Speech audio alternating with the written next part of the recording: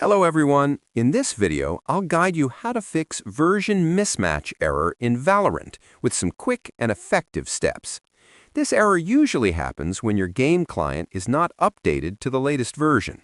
First, close VALORANT and the Riot client completely from the system tray, then restart your PC to clear any temporary issues. Next, open the Riot client as administrator so it can properly check for updates. After that, make sure your internet connection is stable because incomplete updates can trigger this error. Now, allow the game to fully update without interruption and do not cancel or pause it. If it still shows the error, go to the Riot Games folder and run a repair through the client settings. Also check if your Windows and graphics drivers are fully updated.